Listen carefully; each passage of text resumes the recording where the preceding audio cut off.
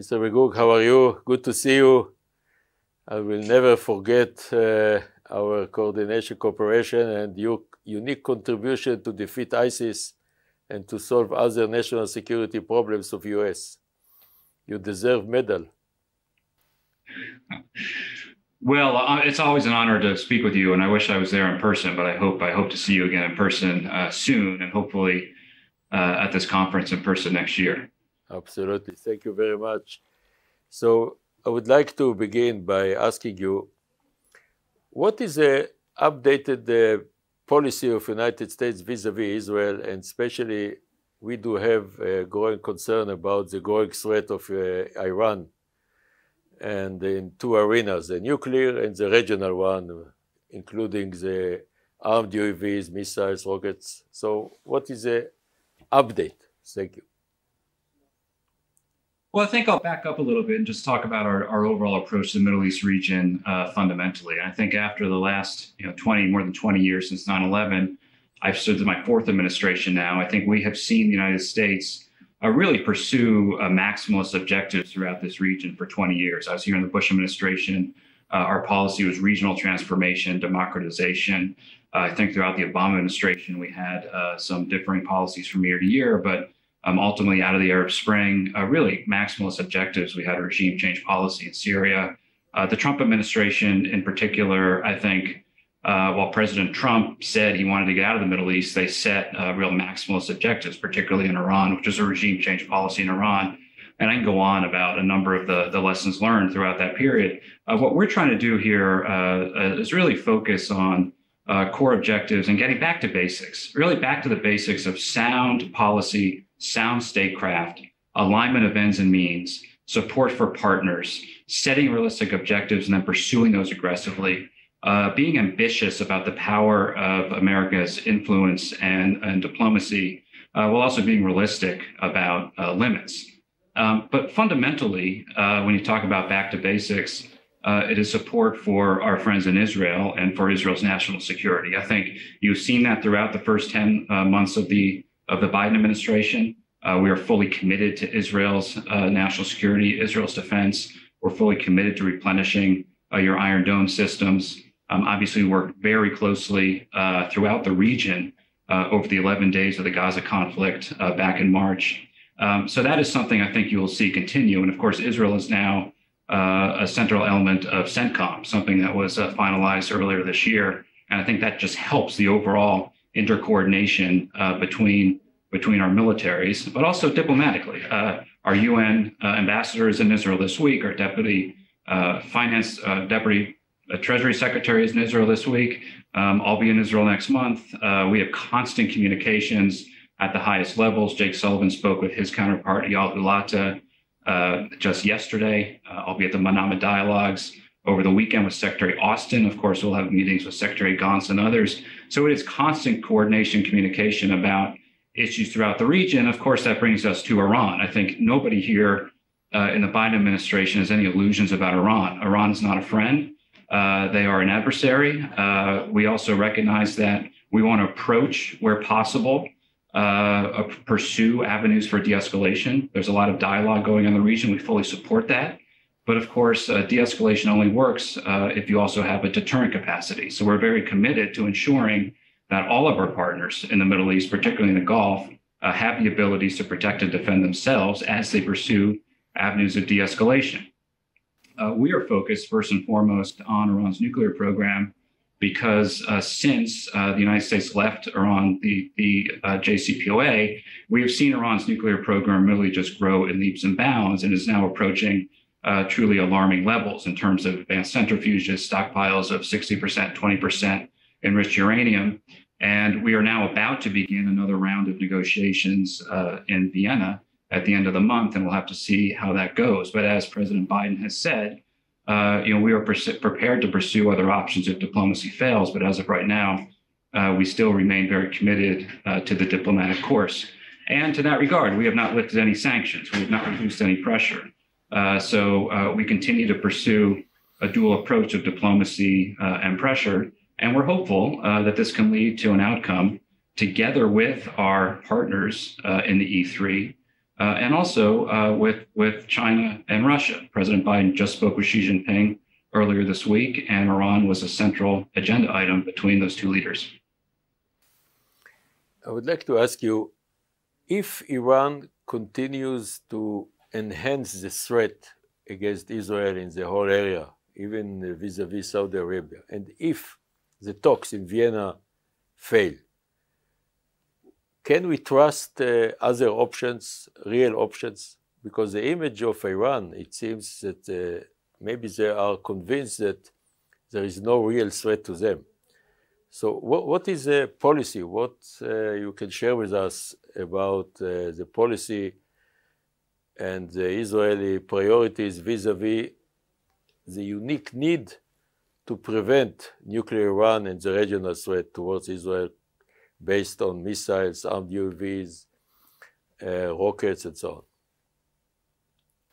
Well, first, you take an issue nearby, one that I know quite well in Syria. We fully support Israel's freedom of action in Syria, Israel's right to defend itself in Syria from these Iranian proxy IRGC networks, which were trying to establish a beachhead in Syria. I think it's now much more difficult for them.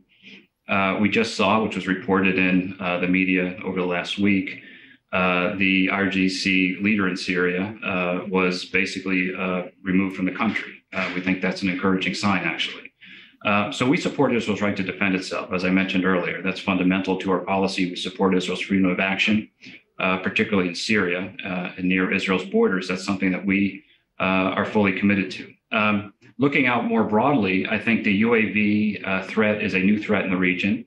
We are seeing this in particular in Saudi Arabia, where sometimes 40 to 50 UAVs are launched a month. I will say, I think Secretary Austin will speak to this during the Manama dialogues. We are fully committed to the defense of Saudi's territory as well, something that President Biden himself has reaffirmed a number of times. And in that regard, we are helping Saudi Arabia, but Saudi Arabia is really doing it on its own, defeat 90% of those systems. Frankly, that was not the case as of January, February, because this is a relatively new threat. It is the case now. And of course, we will not quit until it's 100%. I will say, Amos, this issue is a topic of conversation between us, the Israelis, and of course, all of our partners throughout the region about how to defeat these systems. They're a threat to us, they're a threat to Israel, they're a threat to our partners. And I think I've seen just dramatic improvements over the last 9 months here. And of course, we're going to continue to make sure we can do everything we can to defeat those networks and those threats. You know, the thing about Iran, Amos, as you know better than anyone, they don't spend that much money on these proxy networks. So sanctions are effective at some level. They're not effective at really getting at this problem. I think what is most effective is strengthening the capabilities of partners to ensure that they can defend themselves against these types of threats, closing vacuums, trying to avoid new failed states in the region in which proxy networks, whether from Iran or extremists like ISIS or Al-Qaeda, use as a petri dish to grow their own influence and capabilities. So we're working on improving state capacity, working on improving defense capacity. It is a constant discussion between us and our partners throughout the Middle East. How do you see today our unique developing relationship between Israel and the Arab states?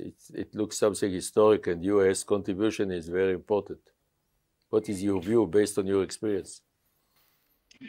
Well, I'm glad you asked that. I want to just reaffirm, I'm speaking here from the White House, the Biden administration fully supports 100% the Abraham Accords. We want to strengthen the existing Abraham Accords, and we are pursuing new opportunities, very much behind the scenes. We are pursuing new opportunities. I was just in UAE last weekend, and it is quite extraordinary. I mean, the Abraham Accords are not just, it wasn't just about a new agreements between two capitals. What you really see in terms of the people-to-people exchanges, the private sector exchanges, is really quite extraordinary, and it's growing quite rapidly. And I think it opens up new opportunities for really the entire Middle East region. You know, a lot of challenges in the Middle East, which we're also very mindful of. The security challenges, of course, take up a great deal of our attention, but we're looking over the horizon at climate, at technological change, at migration. The issues that, of course, pandemics, issues that cross borders and that require cooperation between different countries. So, including countries that historically have not had direct open relations. So we think the Abraham Accords are quite important and something we fully support, and we're pursuing and spending a lot of diplomatic capital behind the scenes to strengthen the existing ones and also look for new opportunities. Related to that, if I could dovetail, we've also seen a trend over the last 9 to 10 months, which we also think is encouraging. A number of the kind of polarized divides that we had seen in the region, whether between, say, Qatar and Turkey and UAE and Egypt, we've seen those close up. I just had a meeting with the Crown Prince in Abu Dhabi with Sheikh Mohammed bin Zayed about the kind of new paradigm by which the Emiratis are viewing the world. And we're hearing this from everybody. We're hearing this in Cairo, in Ankara, in Doha, a real desire to work together on shared problems. And that's something we are very much encouraging, lending U.S. diplomatic capital to, facilitating where we can. But this is also a trend that is moving forward. In Iraq earlier this year, we had a Baghdad summit, which brought together nearly every country in the region, which was, I think, quite something. The fact that Iraq, which has been a bit of a proxy battlefield for so long, now bringing countries together, very important. And we see stability in Iraq as also fundamental to the future of the Middle East, and we're fully invested there as well. So there's a lot happening, but on the Abraham Accords, full support from us in the United States. That was reaffirmed when Prime Minister Bennett was here and spent a couple hours with President Biden in the Oval Office. And that's something that we'll be continuing. There is a change of the attitude and policy of Arab country states vis-a-vis Syria. Is there a need to update or to change the policy from the American perspective? Vis-a-vis Assad, of course. Yeah, well, we're not changing our views towards Assad, period. There's no prospect of American normalization. We have not lifted any sanctions on Syria. And we believe that some of these steps are premature. We're also realistic because one thing that we have done, when I talk about getting back to the basics of sound policy, sound strategy, sound statecraft, it requires listening and consulting in the capitals of our friends and partners. And so obviously we have heard throughout the Middle East region that after 10 years of isolation, the results were not what might have been anticipated 10 years ago. We had a caliphate. We had spent a lot of time defeating a caliphate. We had a dramatic increase in Iranian entrenchment and influence. And so there is a desire to have an Arab voice at the table in Damascus. And so we are part of this conversation. I think our position is very clear. We think some of those steps are premature, to say the least. At the same time, if those conversations are going to be had, I think it's very important for Assad to hear directly from these Arab capitals some of the expectations of him. And before anything, in terms of normalization, I think a word that is overused, can go forward, there are steps that the Assad regime would have to take. I just put some of this in context. The Syrian Jordanian border opened, I think 2 years ago. It closed because of COVID, it reopened. That's not particularly a new development. Mohammed bin Zayed spoke with Assad in 2020 before we came into office. So a lot of these steps were moving forward far before we got here. It's an ongoing conversation with our friends in the Arab world. I think we're realistic about the way they are viewing the situation. We want to work with them while also making our views quite clear and trying to ensure that those conversations, if they are had, try to move the process forward. I'll just say almost on Syria, we had a pretty in-depth strategic review on Syria, the situation, and we really focused on 3 trends in the country. Number one, the civil war violence that just tore the country apart is really at the lowest levels in 10 years, and that's a good thing. And that's because of ceasefires that are in place throughout the country. We want to keep those ceasefires in place. And we've had an in-depth discussion with the Russians on that. We believe they are committed to that. And we are ensuring we do all we can that those ceasefires remain in place. Secondly, the humanitarian situation in Syria is about at the worst point that it has been in 10 years, just in terms of basic necessities, food, basic necessities of life. And we have consulted with the ICRC, with the World Food Program, with NGOs that do a lot of important work in Syria. and they all came to us and said what Syria needs is more early recovery activity. For example, the ICRC explained to us that they can deliver water bottles to Syrians in regime-held areas, but they can't do operations and maintenance on a water treatment plant because of the chilling effect of U.S. sanctions. U.S. sanctions were never meant to cover those types of activities, and so we've made clear that they do not. But we have not lifted, we have not waived any sanctions, but we do want to ensure that the humanitarian situation can be addressed. One way that manifested itself, Amos, was U.S. diplomacy coming out of the Geneva summit between President Putin and President Biden. We achieved a unanimous UN Security Council resolution to maintain cross-border humanitarian aid into northwest Syria. That's something that we want to see continue over the next 12 months at least. And finally, in Syria, the ISIS al-Qaeda situation remains serious. U.S. forces will remain in Syria. We're committed to that. We think our presence is quite effective, it's sustainable, and it is focused on that core mission of ISIS. So those are really the three main objectives: humanitarian, maintaining ceasefires, making sure that we do not have a resurgence of ISIS. And then, of course, we want to pursue the political process through the UN Security Council Resolution 2254. The chairs of the Constitutional Committee between the opposition and the regime met for the first time ever a few months ago. Again, no major breakthroughs are on the horizon, but we continue to support that process. So I think we're pursuing a very prudent, very effective course in Syria, fairly well coordinated through the region, and so we'll keep at it. About Lebanon, this tragedy, is there any solution to the disaster of Lebanon?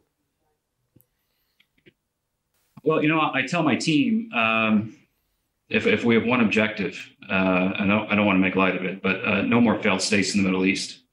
We cannot afford another failed state in the Middle East, period. And we have a new government in Lebanon, led by Prime Minister Mataki.